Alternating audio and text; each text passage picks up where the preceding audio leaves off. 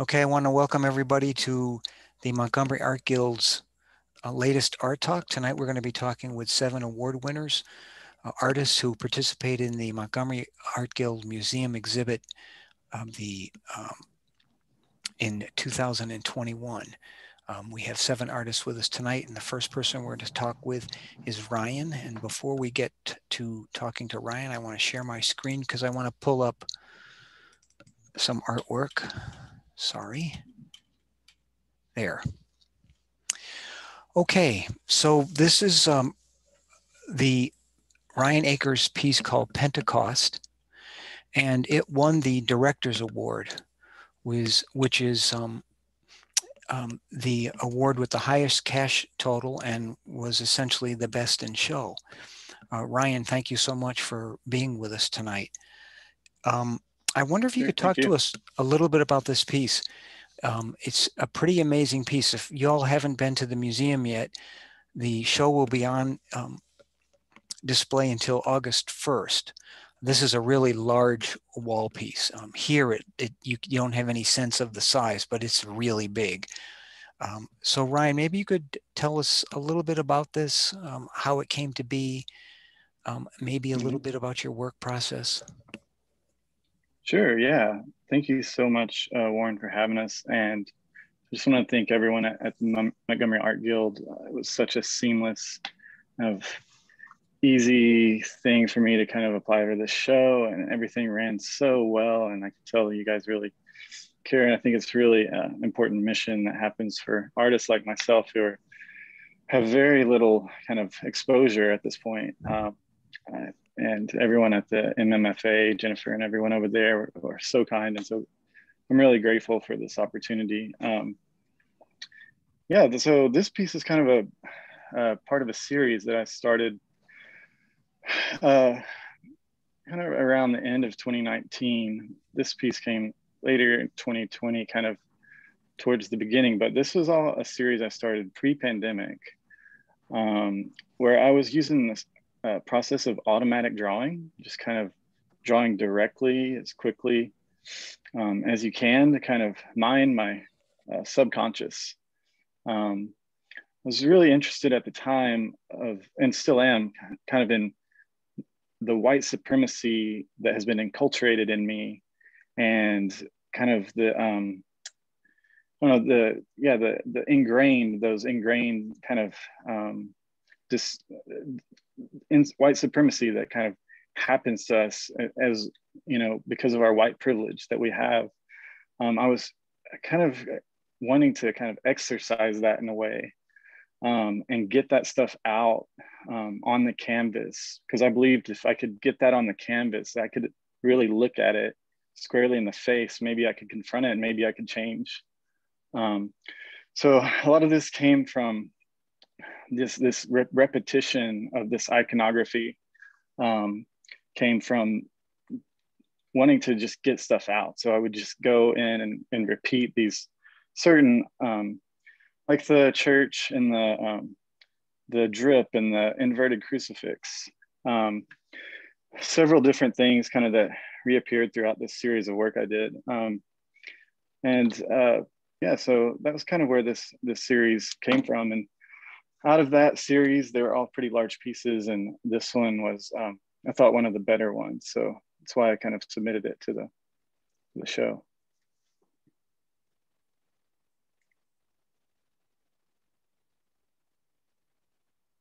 Hey, Warren, I'm having trouble hearing you. Sorry, I was on mute. So when I saw this piece, it really struck me as being a very personal piece, that there was something pretty deep here. I wasn't sure what it was.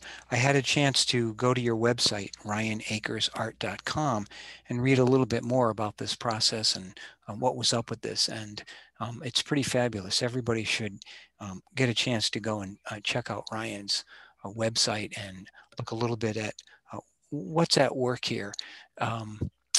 You said that this was automatic drawing, and I looked that up because I wasn't sure what it was. And the formal definition is that, you know, you start your pencil on the paper and you don't pull up and look for it. But this, for you, it seems like it's a little bit something different. Hmm. So is this more, are you trying to work in an intuitive way? That is, don't over conceptualize everything, or is, That's true. Yeah, it's not about as much, the tool staying on the paper like it isn't traditionally thought of as automatic drawing. It originated with the Dadaists. A lot of surrealists use it um, for obvious, for reasons like uh, to kind of access the subconscious. They thought that, the first thought, best thought idea that it's about action, it's about the gesture on the canvas or on the paper, and letting your not thinking at all, just letting things free flow. I tried.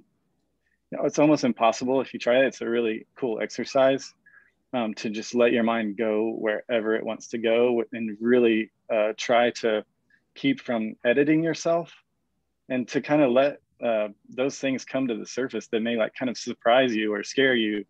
It's a really cool exercise. I recommend it. yeah, that's a really fabulous way of trying to approach things. I'm a photographer, and in some ways, I try and work in a little bit of a similar way without too much thinking, getting in the way with the connection between, for me as a photographer, the visual world and my sensibilities. Um, so um, it's really cool to hear you talk about that. There appear to be things that look like blood droplets. There's a faucet or and something in the middle lower portion of this that almost looks like a little gallows or something. Could you talk a little bit about some of the iconography that is present?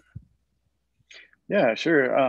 It's kind of interesting how the meaning of this iconography has developed for myself. Like I've kind of been able to kind of insert my own self mythologies into my own theories as to why these symbols came up, and kind of decipher my own narrative that I've created. And that's kind of what I hope happens to people who are viewing this, is that they see just this kind of amalgamation of different symbols and icons, and they start to insert narratives, their own narratives, as a way to kind of examine maybe their own white supremacy or their own discrimination. Um, I think the to me now that I've been drawing it for years now, the double sided drip faucet has kind of developed the meaning of something that is always broken, that you can't stop, that has this like water dripping from a faucet, almost torture feel to it, which goes along with the gallows and institutional kind of aspect of corporate punishment. Um, and a lot of these things kind of like tie back for me to like kind of institutional racism, um, and large kind of institutions that seem to be seem to me at least to be kind of enacting a certain white supremacy or a certain discrimination against Black people in the United States. And that seems sometimes overwhelming. And I think that's a lot of kind of that iconography that comes in, it's all kind of thrown on the canvas, and it feels very overwhelming when you're standing in front of it. Did you graduate from the University of Alabama, or are you still a student there? No, I'm still a student. I'm a graduate student in my second year. Okay, great. Uh-huh. I noticed from your website that you were awarded the Harold Leonard um, Levitt, how do I pronounce that? Levitits. Levitt Scholarship for distinguishing yourself for creativity, leadership, and entrepreneurship. So that's really wonderful. Congratulations on that. And I Thank you. also noticed that you helped curate and organize an online art exhibit called What You Unlearn. For anybody who's interested, What You Unlearn has the work and some information about that exhibit. And it's a really fabulous looking online art exhibit. You should all go check that out. Does that flow out of some of what you're describing and discussing here in terms of how you Yes. came to make this piece? Yeah, what you unlearn was part of my senior thesis project where I was living in Austin, Texas, and I went with people who are traditionally marginalized, especially in the art world, and put a show together for them, and also included my work as part of that. And it's at whatyouunlearn.com. Yeah. Cool. Very cool. Well, I want to thank you for being here tonight. We're going to take other speakers, but we'll come back. So hang on. We'll come back to the discussion Absolutely. period. All right. Thank you All all so right. much. Thanks so much. Okay, next up is Alana Hogler. Alana, if you'll unmute and turn on your video. Here I am. Can you hear me okay? Yes, great. So Alana was the winner of the Nancy Mims Hartsfield Award for this piece here. It's called Her Skin, Her Rules. When I saw this piece at the museum, I thought about something, I had a reaction to it, and then I thought about something that I heard a juror at a previous art show say about one of Alana's other pieces that was in a show and had won a prize, and he was describing it. And he said, what's so fabulous about this work is that it's not just replication, but it's also revelation. There's something much deeper here than just what we're looking at. And I think that this is true here. And I look at the title, Her Skin, Her Rules. And then I went back to Alana's website, alanahogler.com, where she talks a little bit about this. So maybe you could tell us a little bit about this piece. And thank you very much for those kind words. I actually wrote up a little statement about it, and it's not 10 minutes long, so hopefully we can move on to the next speaker a little bit sooner. But hi, everyone. And I really appreciate, Warren, the privilege of being able to speak here today. And first of all, I wanted to thank you and Janice Prescott for your generous support of the arts in Montgomery in relation to this award specifically.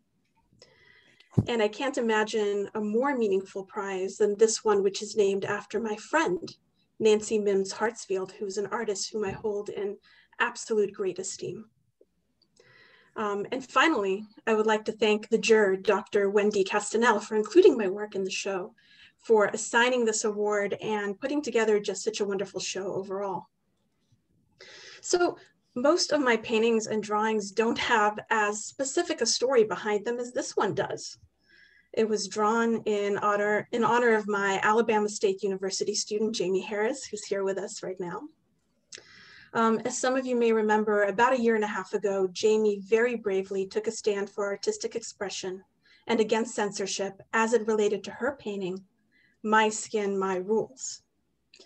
I am so incredibly proud of the way she handled herself.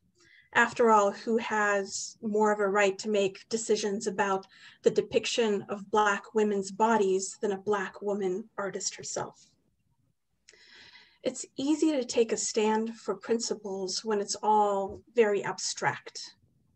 But when there are real people, even friends involved, real feelings that may be hurt and real bridges that may be burned, suddenly it takes courage, particularly in this day and age.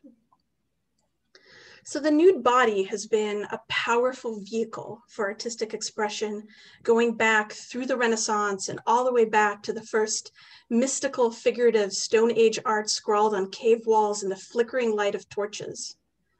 And the way in which we as artists choose to depict figures is very telling.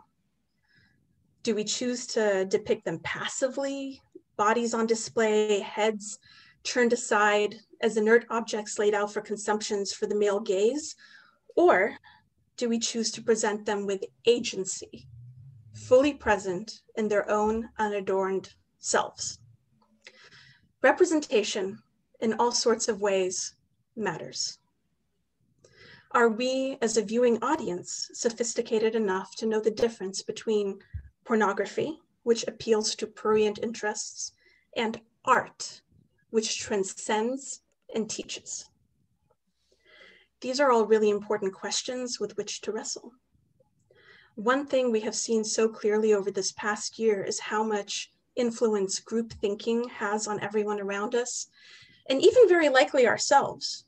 We have seen political opinions turn into something akin to tribal affiliations. We've seen the media, as well as social media, amplify and reward those voices who are the loudest, the shrillest, and the most divisive. We've seen echo chambers form where people hear their own views magnified, echoed back at them, and repeated to the extent where the sheer repetition gets mistaken for objective truth, where dissent is suddenly treated as enemy attack and betrayal, rather than an invitation for dialogue. Art holds a sacred place in our society where it can push us from our comfortable habits of thought. I am personally someone whose art has never been overtly political. I'm an observational painter who is enamored by the potential for visual poetry as it relates to the innumerable forces brought to balance in our apprehension of the visual world. I am the first to tell you that I am extremely unfashionable and that my art is an unabashed pursuit of beauty, albeit my own idiosyncratic form of it. But I know that the whys and hows of art are multifaceted and complex, and that the best art, whether visual or written, speaks to us on many levels at the same time. Some of those levels are more on the surface, and some of those levels dig down real deep, and that is how it should be. So as for Jamie, who also won a prize here at the museum show, she is about to head out to St. Louis to begin her studies for her MFA at Washington University. Congratulations, Jamie. Your future is bright, and I am so excited to watch you on your artistic journey.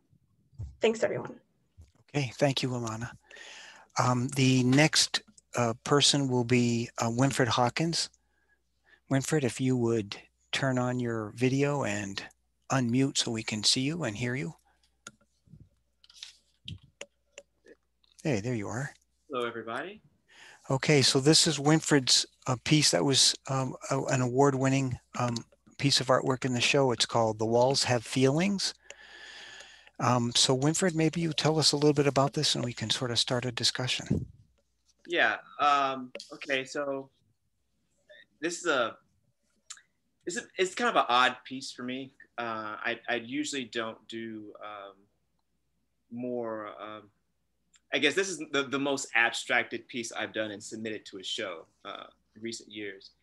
And I guess I should start by a little bit of background. Is growing up, my mom, she used to have this really big affinity for like old buildings and things. You know, like if you're traveling somewhere and you see like this old shack that's like dilapidated and falling over our house or whatever, sometimes it'll be a plantation house, you know, living in the South or whatever. There's a poetry to that. There's a story to that, right? And relaying that to The Walls Have Feelings, and also coupling that with graffiti. I'm not a graffiti artist per se. I use graffiti sometimes in my art. But in this particular piece, over the years, I've decided to really kind of more embrace this idea of graffiti. In that it's a jab at, you know, counterculture. But it's also, as far as the walls is concerned, taking into account what graffiti is written on, whether it's an actual wall or whether it's a train or whether it's some just random beat up building. And The Walls Have Feelings is, you know, you have a wall that is, that will most likely outlive you.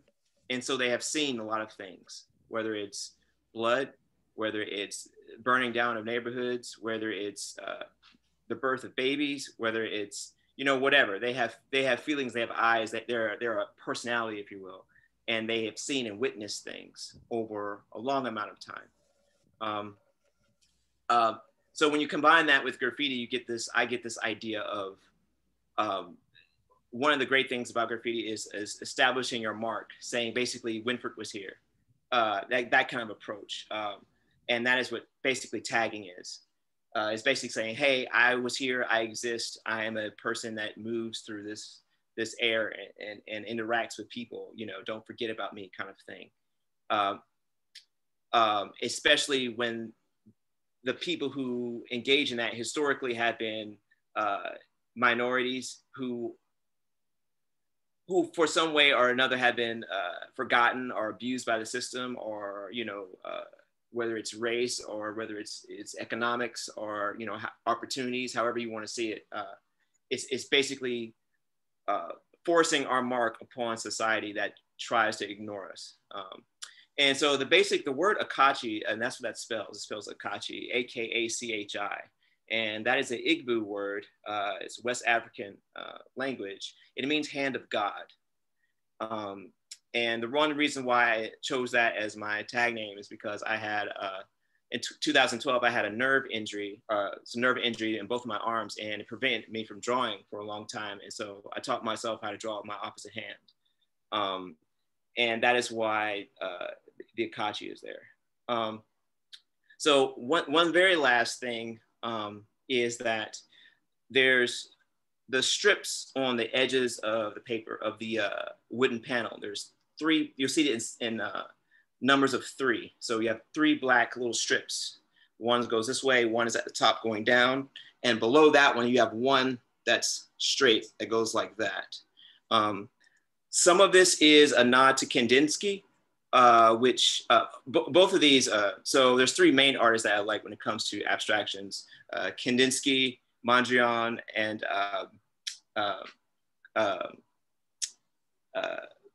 I'm blanking out his name here, Rothko. So, and you can see some of their ideas in my work. I just take it to a more urban flavor, you know. And so these 3 marks that Kandinsky uses is like this, and he cross sections it with another line in some kind of way. He does this a lot, and I use that as a nod to him, but I also use it as like a barcode, or as being in a jail of some sort. And there's this one last piece, and I want to say this. There's so many things I could talk about this. I'm trying to limit my words here. But the last thing I want to share as far as symbolically is concerned. So at the top, you have these 3 here. There's a line that goes here, that black bar. In this black bar, there are some words there. And there's some, it's tactile, really. So you have to actually go to the piece and kind of look at it and like rub your hand around. It's almost like Grail or whatever. I used you know, those name punchers that you name tag things. You put a little strip of something and you punch the words in, and you take that off and you tape it on there. It has this tactile feeling to it. And one of that's important because I kind of hid something about myself in that piece. It's my initials, and it's the year and my age. And it's kind of like an introductory to another aspect of my life, because, you know, this year I'm going to be having twins. Me and Amanda are having twins. So yeah. So I decided to put that in this piece as kind of like the launching pad for a new type of like idea, or a new way of like existing in the world that previously I probably would have not believed. So yeah. Cool. Very cool. Winfred, you said this was on wood panel? Yes. It's a wooden panel that's there's two sides. And I've had a friend of mine who made this panels for me. There's 48 by 48, so they're fairly large. And the reason why there's 2 panels is so I can fit it in my car. You know, I have a little car, so you put it together and you screw it in, and you can take it out. So. I've seen some of your other work that are sort of like this, and I know that part of what you do is you paint and you sandpaper and you do all sorts of things to the wood board itself, and then you create a piece of artwork and transfer it to the computer, and then print it out and affix it to the board. But I think when I talked to you about this at some point, you said something about this not being created in that way. Do I have that right? Or yes, you're right. So everything is hand painted on there. I usually. So because of my nerve situation, I developed a style where, like you mentioned earlier, I draw it and then ink it and then scan it, digitally color, and then I create decals out of them. And then I paint all my backgrounds and stuff, and then I adhere the decal to the piece. Everything in here is hand painted, however. And this is kind of how my pieces would look without the decals on them in some way. Sometimes they're more complicated, sometimes they're more, more simplified. But there are at least about 20 different layers of paint, of doing different things. So I'll use aerosol, spray paint it, and then I'll sand that layer, and then I'll put another layer on top of that, and I'll sand that. And so you can see there's a bunch of different layers that go in between each other and through each other as you sand it. And I also have like carpenter's tools, so I carve it, and there's a bunch of things that I use to try to create this more organic texture, this idea of being worn, and it creates a more, so I guess I can say it like abstraction is difficult because for me, I'm also a graphic designer. So for me, it's heavily about design and how you organize that space. That is the most important thing. I mean, otherwise you just have a jumbled up mess. Even the most chaotic looking abstraction that's done well, it's painted to look chaotic. It's not. There is still an attention to, hey, I should put this mark over here versus over here. I should put this color here versus here, because it makes the viewer navigate through the painting a certain kind of way. And that's kind of how I approach all of it. Wow. Yeah. Wonderful, wonderful, Winfred. Winfred, you're on Instagram. You have two different accounts, right? At Winfred Hawkins and also at 33 Akachi. So right. You can see, anybody who wants to see more of Winfred's work can go there. I also did some digging on the internet to find out, to see what your footprint was. And I know that you had shows at the Kentuck Art Center, that you were named the Alabama Artist, given the Alabama Artist Award at the 2020 Red Clay Survey. So you're having some really good feedback and results from the work that you're submitting to exhibits. So congratulations on that, and also on this piece. Thank you. Oh, one last thing. This year, I also got into art fields. I had a piece that was similar in this style. It had my decals on them, the other extra element on them, but it was very much so in that graffiti kind of style. And I use a lot of allegories in my work. And I've actually got a lot of that from Gustav Klimt. I read some stuff about his approach and the art of the allegory, as well as surrealism. But yeah. Fabulous, fabulous. And Art Fields is a very prestigious show. To get into that takes work, good work, and a little bit of luck. So that was fabulous that you got into it. All right, so Winfred, we're going to go on to Carol Pugsley Jones. So Winfred, you kill your video feed and mute, and Carol, you can put your video on and turn on your mic. Okay, I can. And this is Carol's award-winning a piece of artwork. It's called, she won the Zelda Zare Fitzgerald Award, given by the Fitzgerald Museum here in Montgomery.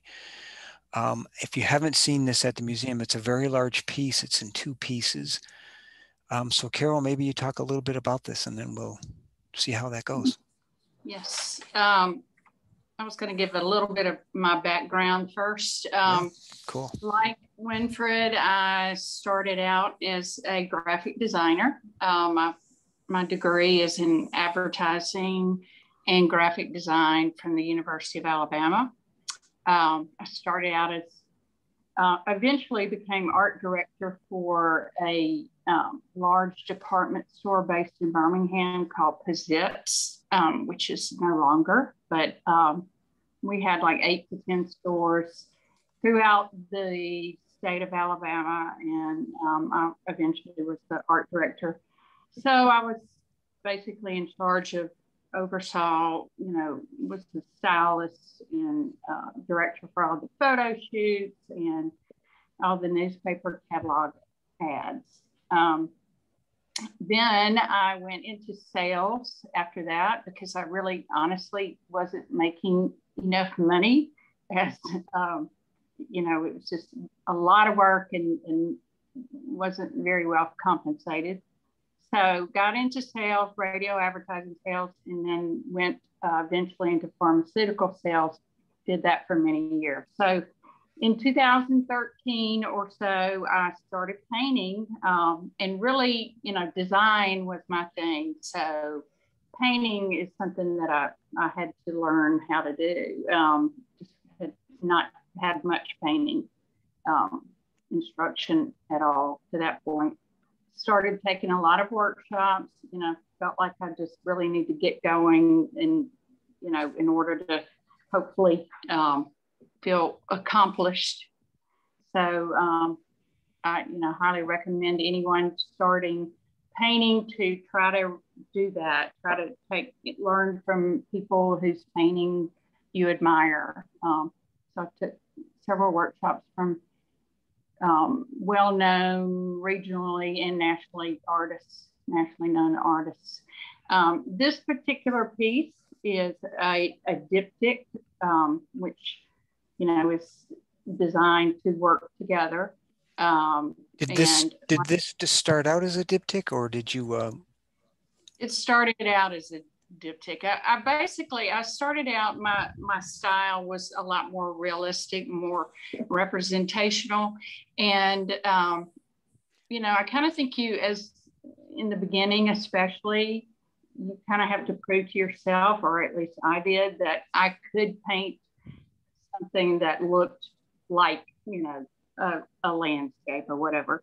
And then, you know, it's kind of like, well, that's fun. And I mean, you know, I like this one or I don't like that one, but I really let my design style take over with, started to let that happen. So this is, you know, it's just very flat and just more of a total design than a lot of the paintings that I had done up to that point. And I've been exploring this, but so, you know, it's a lot of kind of graphic shapes and, you know, just trying to be as realistic. Mm-hmm. Is this meant to be a view sort of like you're looking up a hill and there's several layers of the hillside, or is it a transverse cross section? I've looked at this at the museum and I've continued to look at it on screen, and I can say that whatever you want it to be, Warren. Yeah. No, really, I mean, I don't really know how that started out. I love it. But I ended up looking from below as if you're looking up a hill, you know. So a lot of the things closer to you, you see a lot more detail, and, you know, it could be. So, yeah, I see it both ways. So, and when you look at this painting in person, there's a lot of texture. Yes. And I was going to mention that I started this in 2020 and took it to a point where I loved the design, but it was not cohesive. You know, it just lacked something. And I had it hanging in my house and just looked at it every day. And then it was very weird. One day I said, I know what I need. You know, I would say, it needs something, I don't know what. So about 6 months after I, you know, finished it to a point, I decided what that was. And basically I had started playing around with some cold wax medium. And so in the end, I went back in to all the ground area with basically a glaze, you know, a light layer of cold wax medium, and then was able to, and oil paint, of course, and then was able to kind of subtract and add as I went. And, you know, when I ended it, I was like, yeah, that's what it needed. That's, you know, that kind of just pulled the whole thing together. Yeah, that's actually very cool that you described that to us. Last week, one of the artists, Cole Nichols, his piece was a piece of slate where he had scratched on it and he had sandpapered it. But then he had also sandpapered things into it. So he was subtracting things from it, but also adding things to it. And that was something, and he also at one point got frustrated with the piece and he threw it on the floor and it cracked. And it just added something really wonderful to it. And so the way that these two pieces come together and that line in the middle, I think just adds something to the whole thing. And of course, all that texture is really super wonderful. And I love that you put this up on the wall and looked at it for a long period of time. You know, and I knew that eventually I would figure it out, or I hoped I would eventually figure out what it needed. But I mean, it took a long time for me to really decide what I could do to pull it together and just make it work. And I was very pleased with it in the end.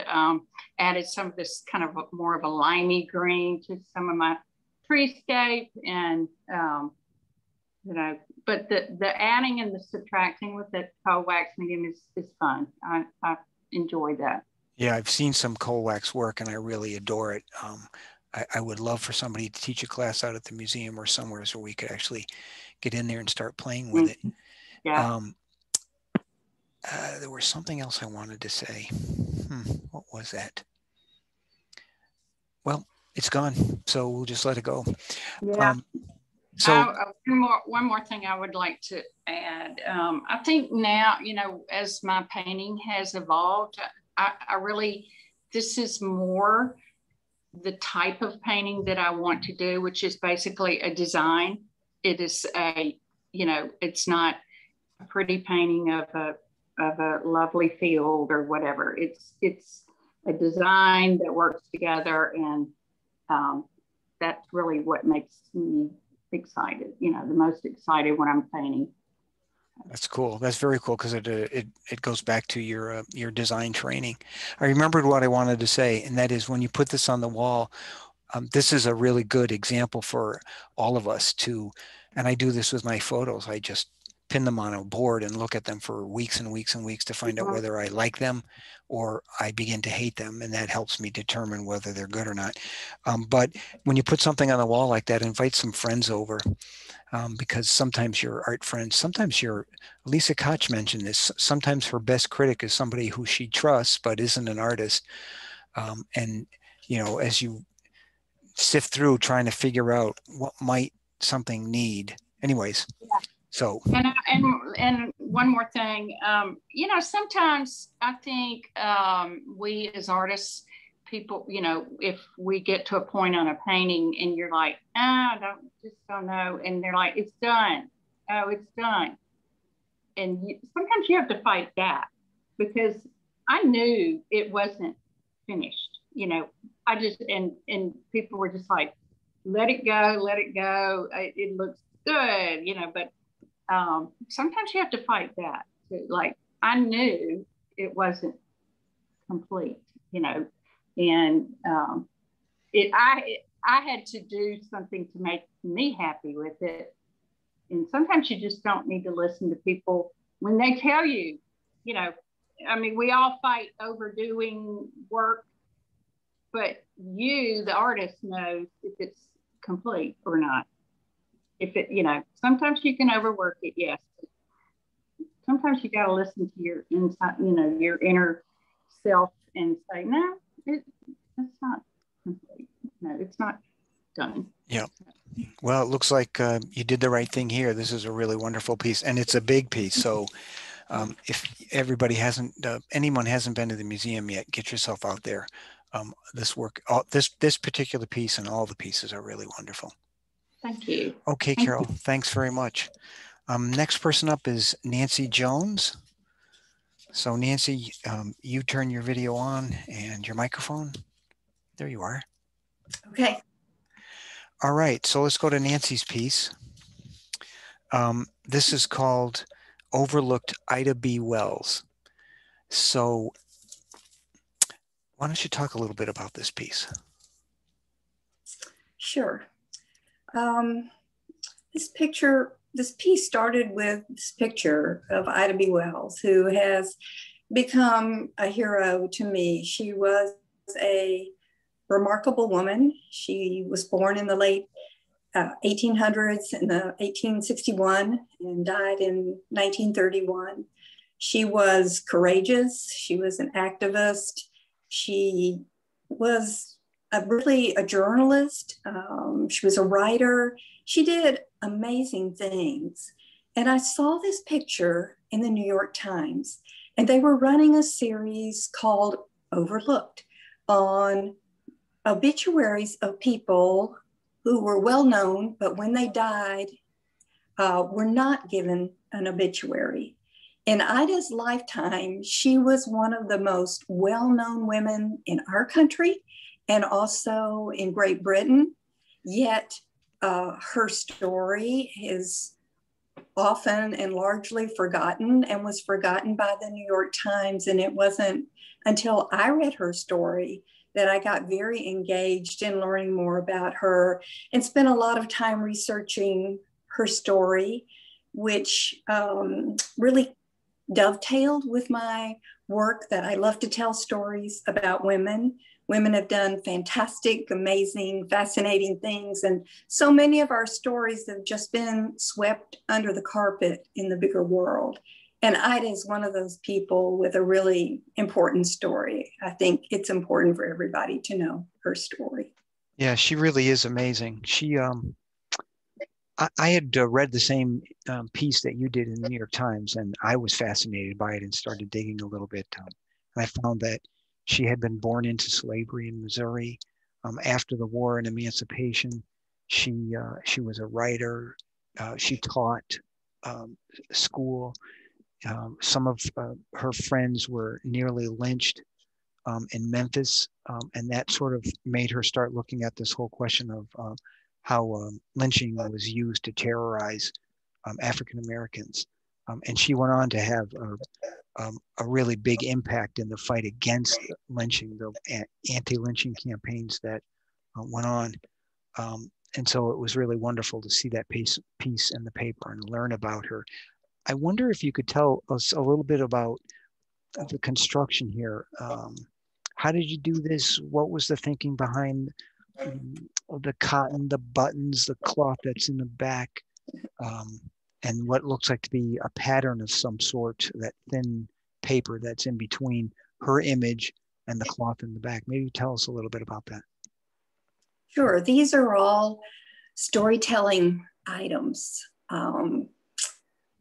There's a piece of antique quilt in there, antique buttons. The paper is from a pattern for making clothes. There are pods of cotton and some cotton material itself. It's woven onto a metal frame that is inset in a wooden box, and all of the wood is scavenged. I consider myself a 3D person.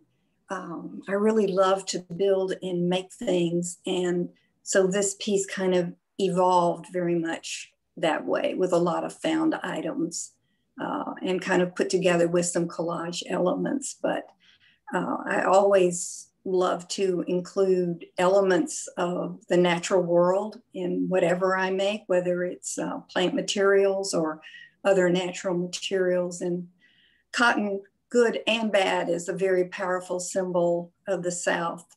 I'm from the South. I grew up in the South. I have good memories of looking at cotton, but cotton has so many bad memories and connotations. But it seemed appropriate for Ida, being born in Mississippi and spending a lot of her life in the South, that these emblems of femininity, sewing that is connected so strongly to women, seem to be important elements to include with her picture.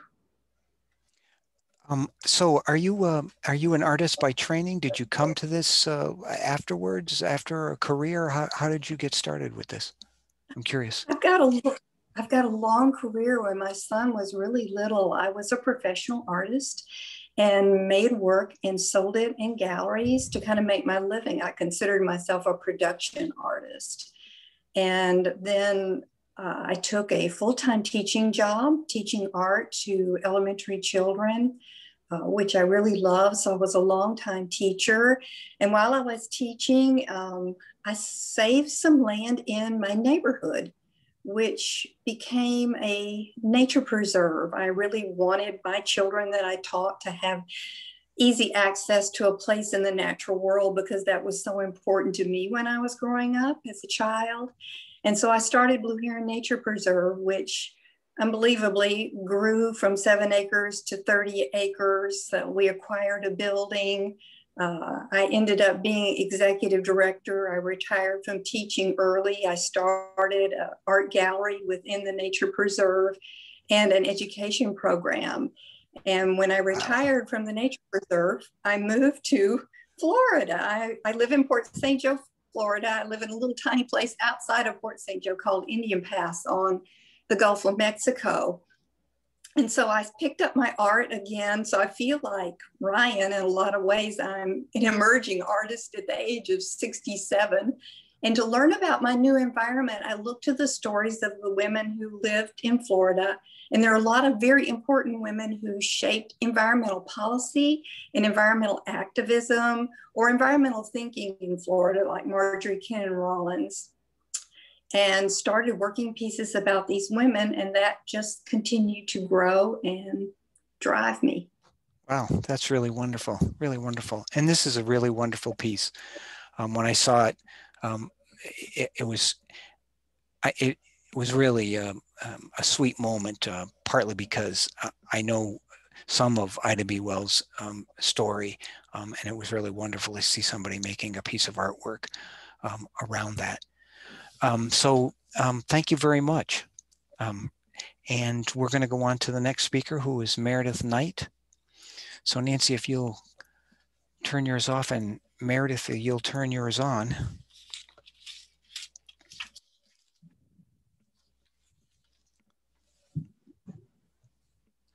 Meredith, are you there? I am here. Okay, there you are. So this is a piece that's called A Brief History of Inequality in America. It won the Alabama Steel Supply 3D Artist Award at the museum. So maybe, Meredith, you could start off by telling us a little bit about this. I'm sure.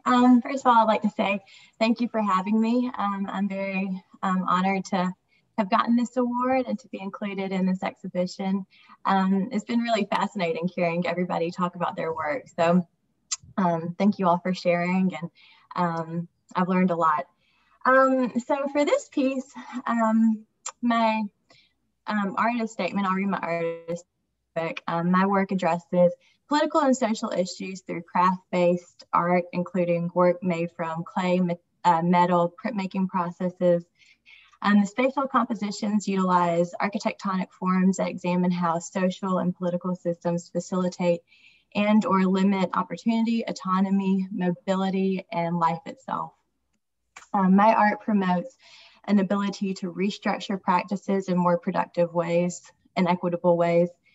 Process and formal choices serve as a metaphor for ideas conveyed through a global language that transcends the specific, allowing the viewer's participation within the creative framework. So for this specific piece, A Brief History of Inequality in America, it questions why differential treatment and division among individuals continues to exist. Access to opportunity, the right to live and move freely, and the ability to make life choices is unequal. The work illustrates an optimistic progression of increasing access for all. So that progression being seen from the left to the right. The metal prints, which are above, those to me reference a window or some kind of architectural element, slightly reminiscent of, I guess, Frank Lloyd Wright's windows or designs. But the windows begin on the left side as very regimented segments, and then they become increasingly disrupted as it goes on to the right side. The clay door doorknobs, to me, are a symbol of access to opportunity. One set on the left side of each of those groupings. So if the kind of metal prints are a window and kind of showing a window of time, on the left side, one set of door handles is always accessible to those on one side of privilege, while a second set on the right side is not accessible, but the ones on the right become more accessible as a result of change. So starting on the left, those two groupings, there is no door handle in that box. The next vitrine is misted. There is a door handle hung in there, but it's misted to obscure the view. In the third from the left grouping, the next door handle is more visible, but it's still inaccessible because there is that barrier. And then in the last grouping, the vitrine has been broken to allow access to the door handle. So you can kind of get your hand into it, even though, you know, it is a broken piece. So this piece to me is trying to say that it's important to continue peacefully breaking barriers to allow greater access for all. Thank you.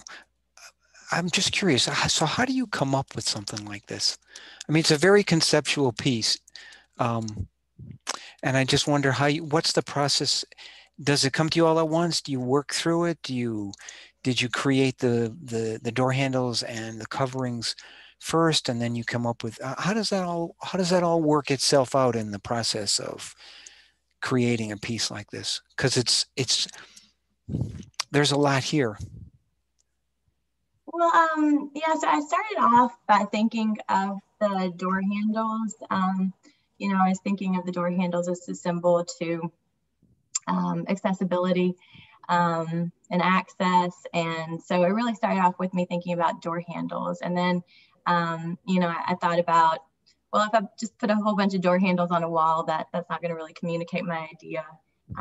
So that's when I really started thinking about these four groupings.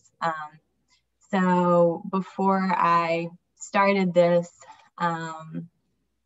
piece, any part of this piece, I really had the whole idea planned out.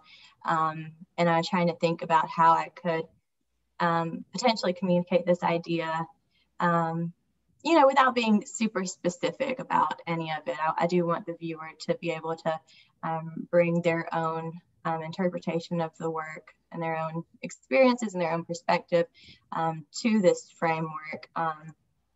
But I thought about the door handles first, and then how I could possibly communicate that idea.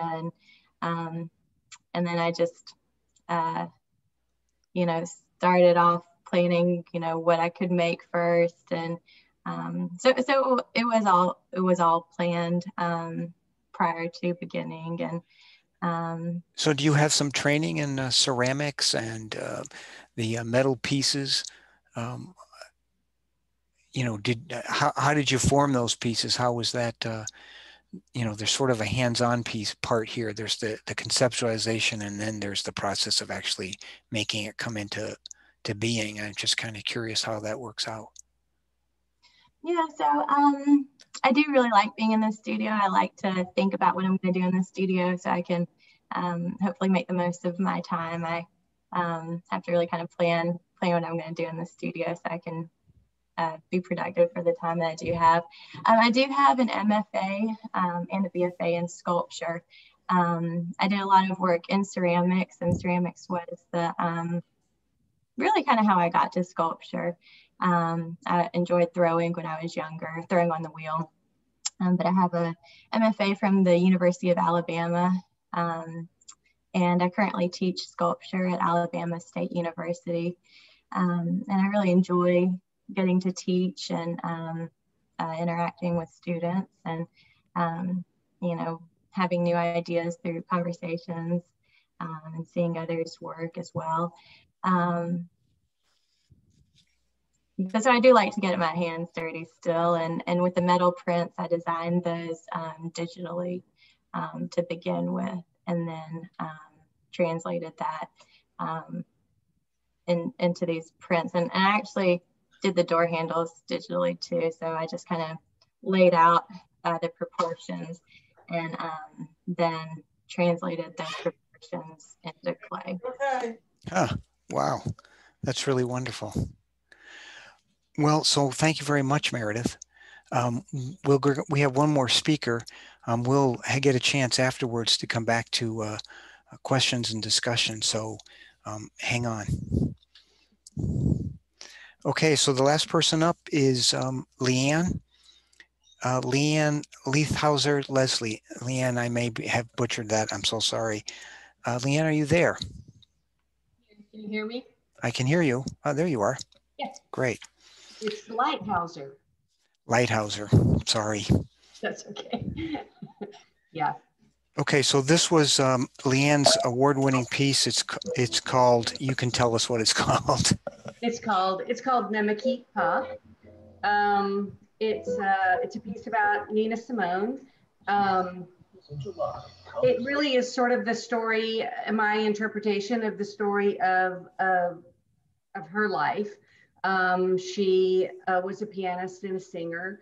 I have been working for the last 20 years on a series of needle-pointed portraits of jazz musicians.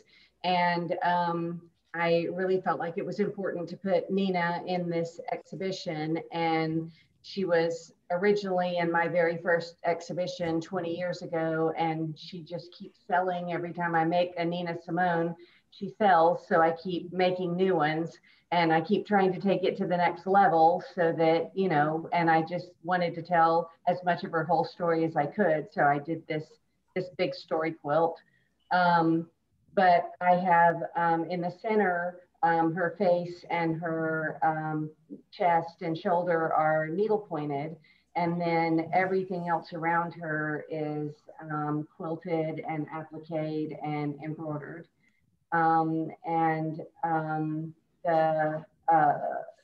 The image of the hand that is to the left is, or to the right, is a representation of her husband, Andy Stroud, who was not only her husband, but also her manager. And he was very abusive, more in an emotional and with her work. He made her work a lot. She was rarely ever home. I mean, she was exhausted. He kept her out in the public, just working all the time. So I depicted Nina as a marionette with Andy Stroud's hand sort of pulling the strings on her. And then underneath that, I did the symbol of the helping hands, because I feel like Nina always needed helping hands. She needed people around her. Her next door neighbor was Malcolm X and Betty Shabazz, and Betty actually raised Nina's daughter, because Nina was on the road so much that she didn't even really get to raise her own child. I just, you know, so I felt like the helping hands was a really a good depiction of sort of what she needed in her life from other people. And then the piece in the middle on the bottom, those are spirit sticks, which are art forms that are done, are tribal art forms that are done in Africa. And I put those on there to sort of depict the time that Nina lived in Liberia. She got overwhelmed and angry with living in the United States. She was a big civil rights advocate, and she was very emotionally involved with the whole civil rights movement, and really got exasperated with the whole thing, and ultimately got mad and left the United States and moved to Liberia. She lived there for a few years, so I wanted to do a nod to that time in her life.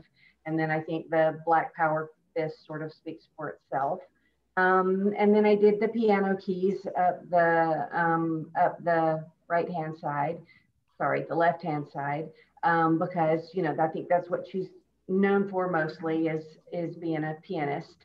And then across the top, the Ne me quitte pas is French for Don't Leave Me. And it's a song that was written by a French artist named Jacques Brel. And Nina and Jacques got to be very good friends. Nina left Liberia and moved to France at the end of her life and really became most destitute, almost homeless, really. Jacques really tried to take care of her. He was another one of those people that was a helping hand for her. And ultimately, she ended up recording Jacques Brel's version of Ne me quitte pas and made it very much more famous than Jacques ever did. And I just think it says everything about her that it means don't leave me, because she really was left by everyone. She was overworked and alone a lot. So I just felt like this was the best way to depict the Nina that I always think about. Wow. So this clearly involves a lot of research into, you must decide on a subject, a person that you want to do. I should back up just a little bit. So Leanne said that she's been doing this for quite some time. If you go to her, if you go to this website, Needle Point Faces, 3 words, Needle Point Faces, all one word, .com, you'll find a bunch of Leanne's work and videos and blog posts and really wonderful things that help show you her work and everything that she's involved in with this. But so you decide on a subject that you want to talk about or show about, and then you start to work this together. Does that come out of the research that you do? Yeah, I originally became fascinated. I originally became fascinated with the idea of presenting needlepoint as an art form. What? As opposed to a craft. And so I started needlepointing. I did a portrait of each of my daughters just for fun. And after I did it and realized I could do it, because I didn't really know if I could or not, it became evident to me that I wanted to keep doing it. And I felt like in order to get people to understand the idea of freehand needlepoint as an art form, that it was important that it be representational. And so I just kept on doing portraits. And I got an opportunity a long time ago to do a 20-piece exhibition at the Civil Rights Institute in Birmingham, and they asked me to do jazz. So that really kind of put me on the path of doing jazz musicians. And of course, every musician, I wanted to tell as complete a story. I still want to tell as complete a story as I can about jazz as an art form, and also the civil rights movement, which really jazz.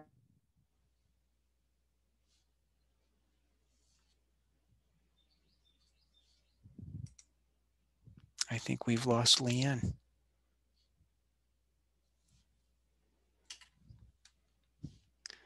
Is everybody else still here?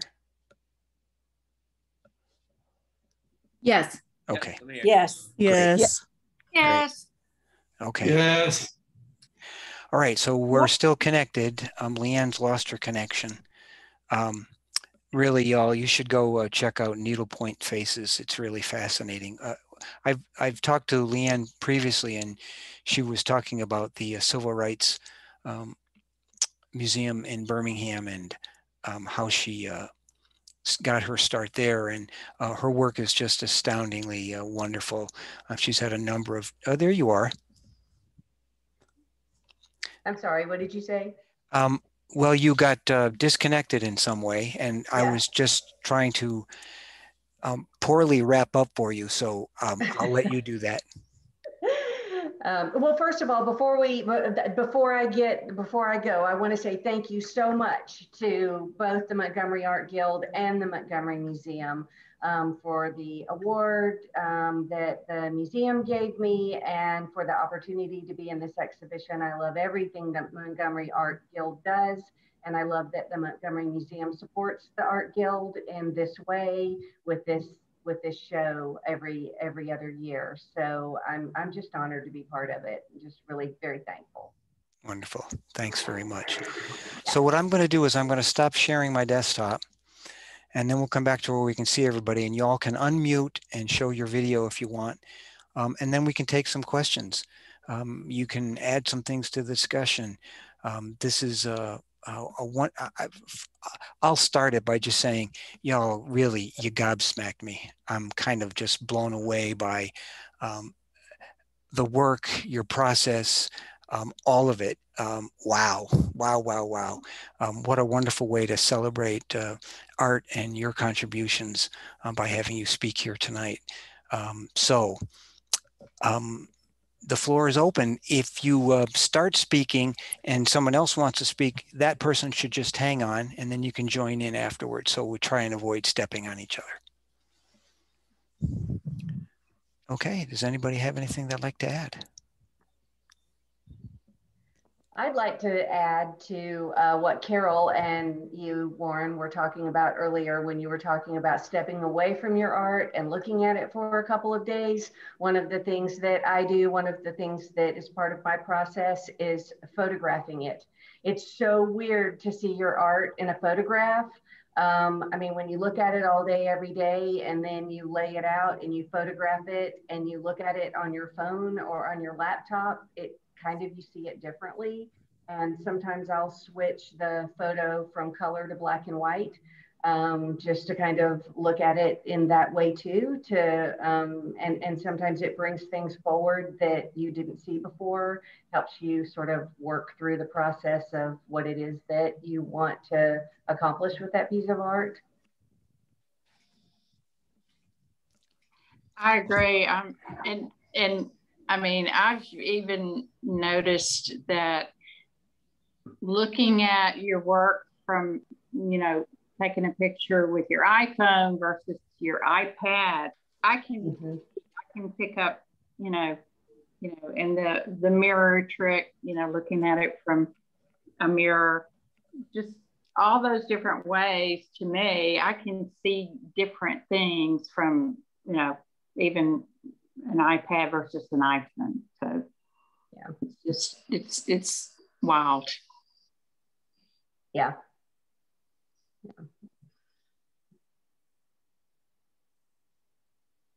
I have a comment. I spoke last time. The layering that I would do in a watercolor by laying on light to dark colors looks really superficial compared to what Winfred did. What he did with that, I hope he does like 50 more of those. And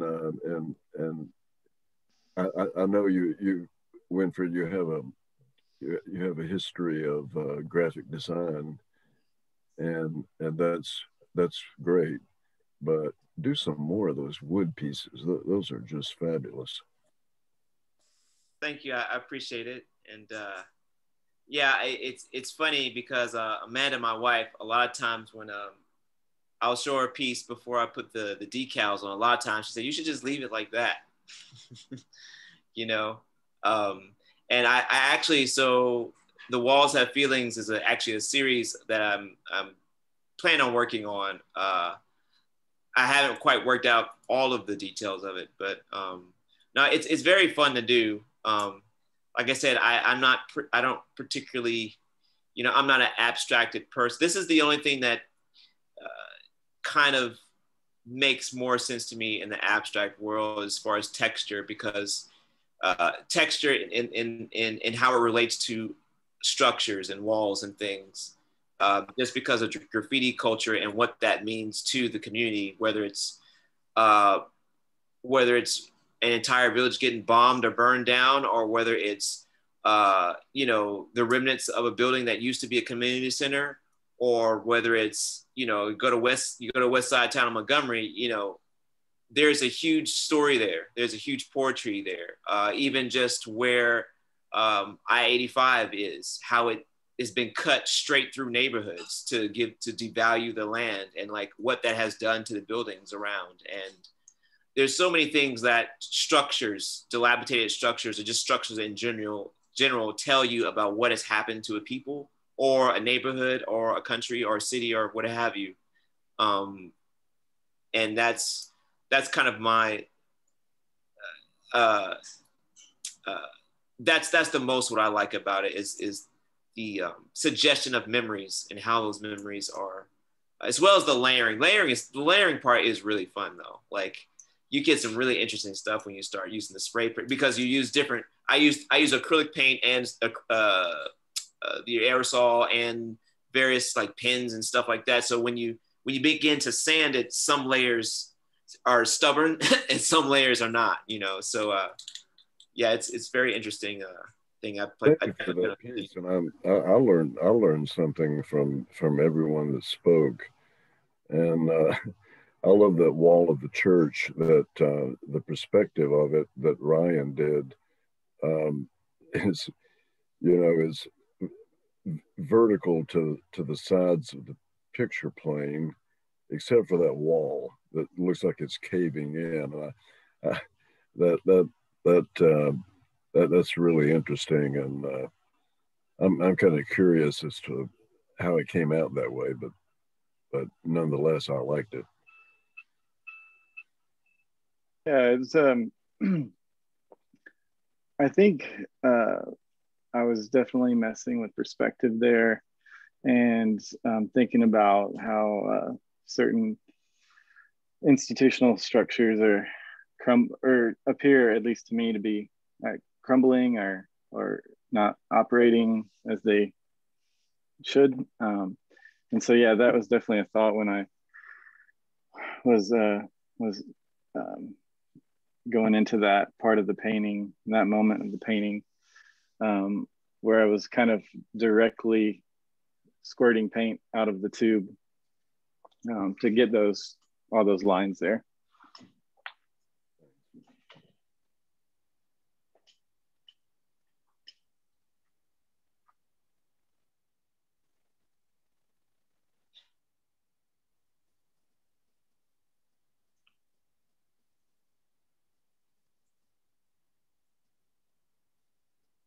I think I have a question for Alana about, she says she's usually doesn't do a lot of highly symbolic art. She says, I forgot how exactly she said she's more of a beauty type of artist, where she paints and draws things for the beauty of them and not necessarily for a huge type of statement or whatnot.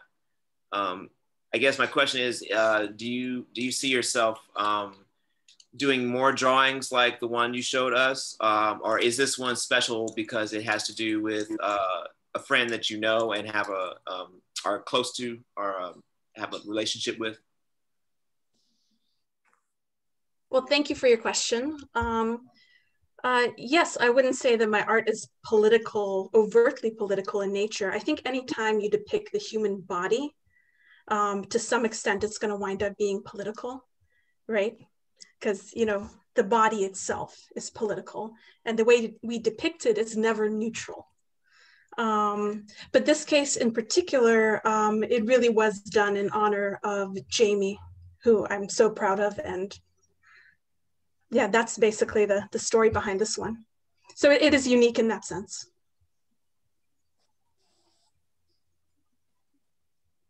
That kind of brings up a question I had as well, just kind of for all of us. And it's a question I have with my work I'm still working through. In dealing with, a lot of us as white people are dealing with issues of race, or representation of a Black figure. In my painting in particular, the gallows, which some could take as a representation of a perspective lynching. And what I'm wondering is, as white artists, how do we support artists who are part of our minority communities and uplift their voices without kind of recentering ourselves in creating this work and potentially profiting from it? Is it complicating things enough? When we, I'm sure in all good intentions, try to represent a Black person's experience.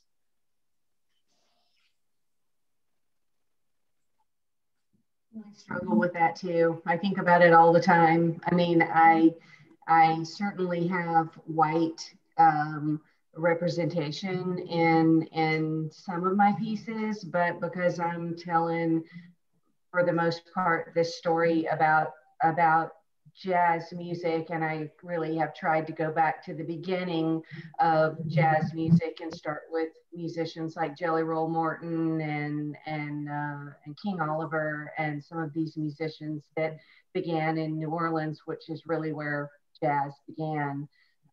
It is a lot of African American representation, and I struggle with it a lot. You know, I think about it all the time. I think about, is it, I mean, and I'll be honest with you, when the Civil Rights Institute first asked me to do this exhibition all those years ago, I said no. And I just didn't feel comfortable with it. And for two reasons. Number one, because I didn't know anything about jazz. I really just didn't know anything about jazz. And I didn't feel like I was the person to tell the story. And they sent me to the director of the Alabama Jazz Hall of Fame. He's passed away, but his name was Dr. Frank Adams. And I fully went in there ready to say, you know, I can't do this. I don't feel like I'm the right person to do this. And in the middle of the sentence, he stopped me and said, "This is everyone's story to tell. It's everyone's story to tell. Your perspective is just as important as anyone else's perspective. You know, you're going to tell the story the way you want to tell it, just like anyone else will tell the story that they want to tell it, and no story will be the same." And it really made me feel a lot better about what I was doing. But I still do think about it a lot. I do have my moments where it's like, is it okay? Am I the right person to tell this story? But I have to remember what he told me, and it helps me. And I put a lot of time into thinking about each of these musicians, and I listen to their music and while I'm stitching them, and I really try to stay in the headspace of, you know, bringing attention to them as important people in history. I guess that's how I reconcile it. It's tough though. That's a pretty tough question. That's a pretty tough question right there. Pretty tough question. Yeah. I mean, especially in 2020 and 2021 and going forward, it gets tougher and tougher and tougher. Yeah, I think some of that question, anytime you're dealing with under a representation from any type of people, the scope of that, the implications of that require so many extra things to happen, right? Because we're talking about equity, we're talking about access to things, we're talking about, you know, there's some art forms that, like, you're not going to be a welder if you don't have anywhere to weld, or you're not going to be a glass blower if you don't have a giant studio or know someone who has a giant studio. Like, that's just not in the cards for you, unless someone takes you there, brings you there. You have the access to something of that nature. And art is one of those crazy, weird things where it's largely there. I mean, there aren't a lot of African American people doing art that are on the level of, like, you know, Kehinde Wiley or somebody who's like really, really out there. Like, there's only a few of those people. And I think some of that just has to do with access to things. Even when you look at, and as you know, without trying to turn this to a super political conversation, which it can very easily go, just something as simple as looking at your schools, you know, in Montgomery, you look at the private schools there's a reason, if you look at all of their founding dates, there's a reason why all of them were conveniently founded around a certain time of our history. And there's a reason why a lot of Black kids now go to Robert E. Lee or go to any other school, which was unheard of back then. And you look at the decline of those schools and how it's tied to property value. You know how I mentioned about the interstates cutting through neighborhoods and all those things. All of those things take its toll upon what a person finds a value or importance and what they have access to. I actually came back from the area near Selma teaching some kids about some drawing stuff. And, even me, like I was never a rich person, but I am still very I'm lucky to have access to things that I had to, which was very little, by the way. But I'm still fortunate enough to have the presence of mind to keep doing something, even though you get ridiculed for it or, whatever in school. You know how kids are, they, whatever. But yeah, I don't know if there is no real answer to that. I just and just like Liam was saying, there are definitely things that if you don't draw them, if you don't paint them, if you don't sculpt them or stitch them or whatever, it doesn't exist. It will not exist. There are certain things that only you can do. And whether if I'm a dude making a piece about women's issues, look, so be it. Like, I can't turn myself into a woman. Like, I'm sorry, I can't, if you're a white person doing something about Black or Asian people doing something about, that's just the way it is. Like, you can't change that. Just so long as you try to be respectful about it, I think. There's always going to be someone you're going to offend. You're never going to win that. You're never going to win that conversation. It just is. So that's just kind of how I see it, really. There's a lot of people that would even ridicule me over just graffiti stuff because I'm not really a graffiti artist. Or even just, sometimes people come to me and say, oh, well, you do Black art, and I'm like, what do you, like, I'm an artist, I paint, yeah, I do Black art, but that's not what they mean. I know what they mean by it, but, at the same time, it's like, why would you ask me a question like that? So yeah, I don't know. That's a tough question. And I don't know how you answer that. Just, I guess you answer it the best way you can, I think your art is an answer. And it used to be that, I made really pretty things with my art, but now I'm really interested in a social context for whatever I do. And it's not necessarily making a judgment, it's just presenting information, but in an artistic way, which art is such a great way to have a conversation because it's visual and inherently there's not a lot of judgment going on, or you can frame it that you're not making a lot of judgment with your materials. You're presenting, something for discussion, or you're bringing something that you think is relevant out into the public, and you have a voice, to say that.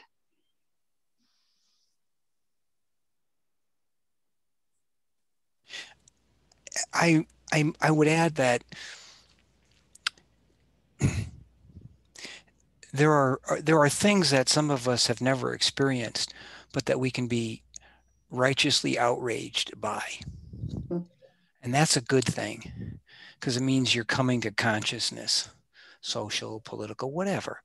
And if you want to express that in your art, I think that's a good thing. I think some people have addressed it. Now, there are 22 of us here tonight, and we might all have 22 different opinions on this question, because it's kind of it's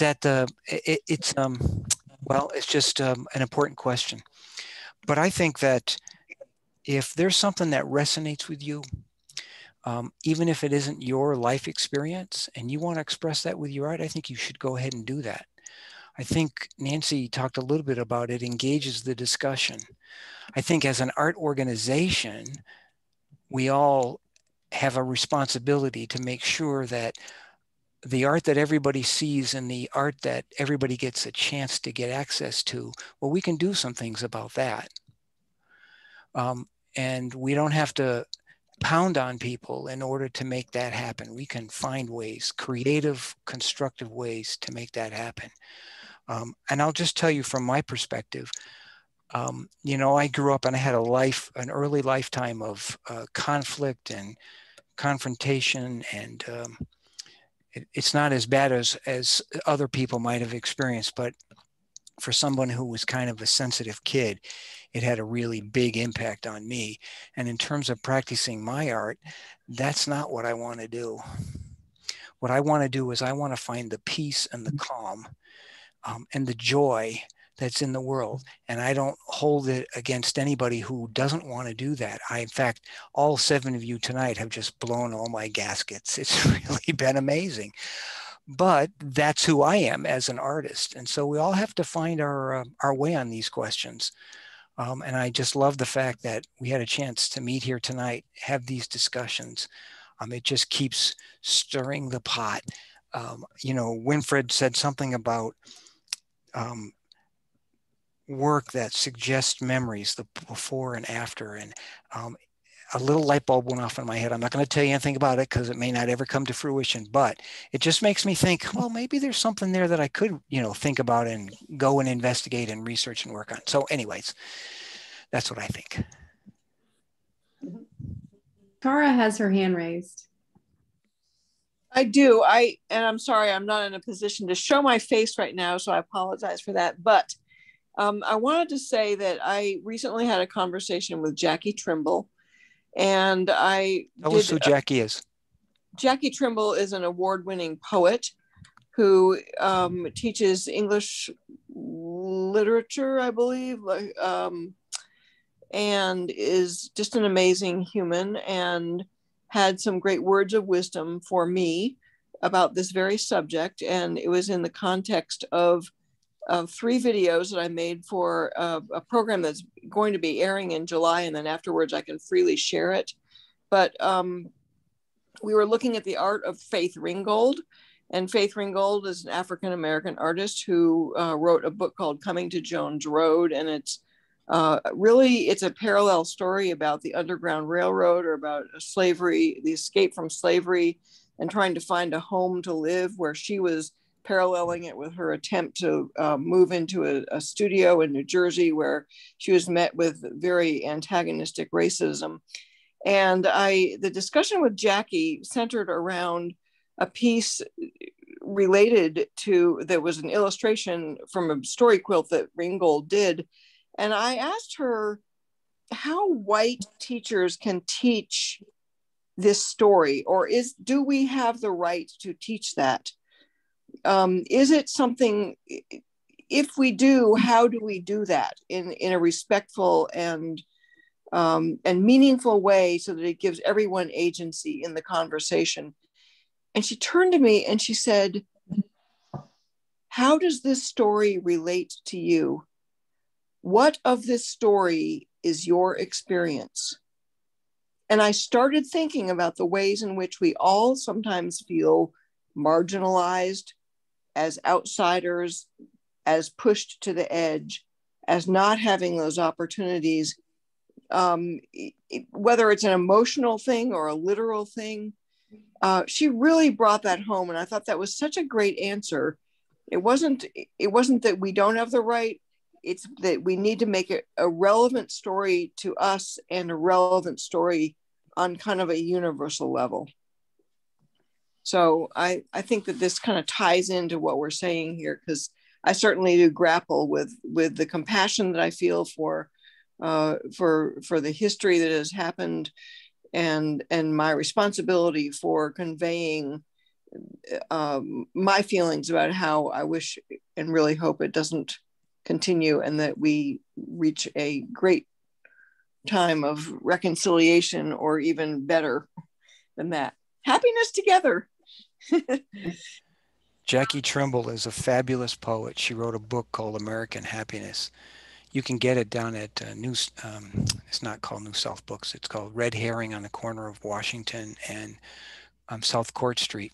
It's a little thin volume, but it's really wonderful poetry. I saw her the other day and talked to her. She said she's got a new book of poetry coming out sometime in the next 6 months. So you know, I love listening to all of you, and I love looking at your work because it always gives you a little illumination about something. And Jackie's poetry does the same exact thing. Absolutely. She's wonderful. Okay, more discussion. I'd like to say thank you to Tara for sharing that. That's really a beautiful way to think about it. Yeah. Thank you. You're welcome. And I hope that you'll get to see this video sometime soon, after the middle of July. Yeah. Okay, good. She's terrific. Okay, anything more? If we have some time, I have a question I'd Sure. like to ask. I was just curious to ask Meredith a question about her piece, because it seems like it has a lot of kind of those layers of the onion to kind of peel back that I'm kind of searching for as I go forward with my MFA. And I was just kind of curious, you talked about access, and I was curious if you could just speak to that a little more.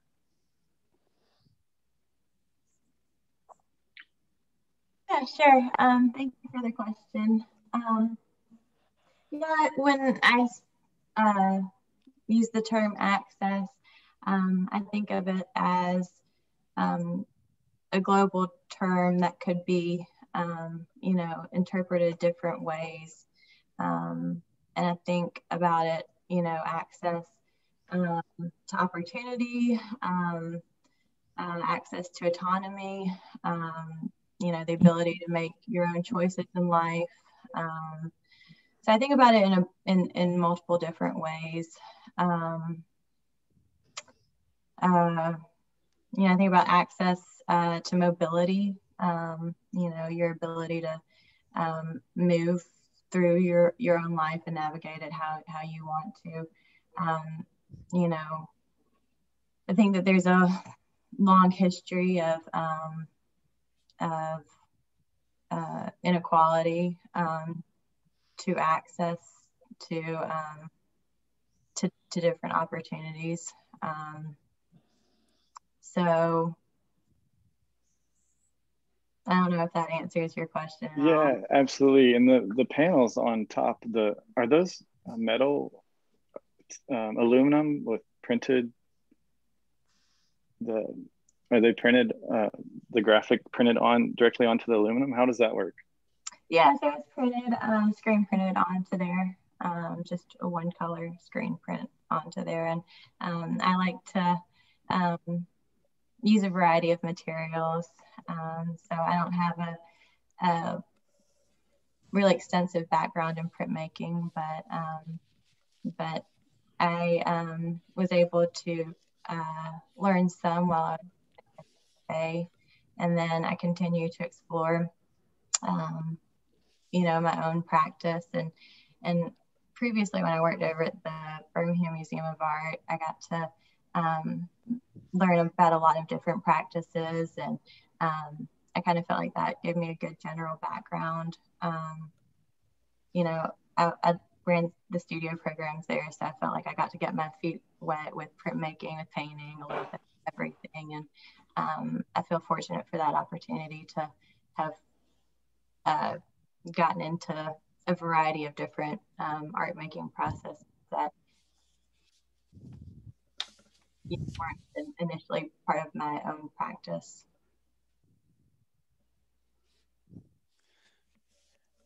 It's I thought it was very telling and interesting. I'm looking back through the catalog that's available out at the museum, and I count at least 6, but it might be 7 or 8 even, of the participants in the museum show were students, either graduate or undergraduate students. And that's really exciting for those of us who, you know, have high hopes for helping build the art scene here in Montgomery, to have young people participating. So hallelujah. Mm-hmm. Okay, anything else? Anybody have any questions or comments? I'd love just to say, you know, thank you for this wonderful opportunity. It's museums like Montgomery and the Art Guild that offer these biannual opportunities that are open to a big spectrum of artists that really invite people into a process. And I think you all took it even further than that with the juror talk and then the artist talk. I've just enjoyed all of these experiences so much and enjoyed coming to the museum in person and seeing the show, which is fantastic. And the new Amy Sherrill portrait that's there at the museum is fantastic and really gave me some new thoughts about my own work. So I just wanted to say really appreciation for what you do and how important it is what you do. And you can kind of tell that by the artists that have spoken about their art and that are represented at the museum. Well done.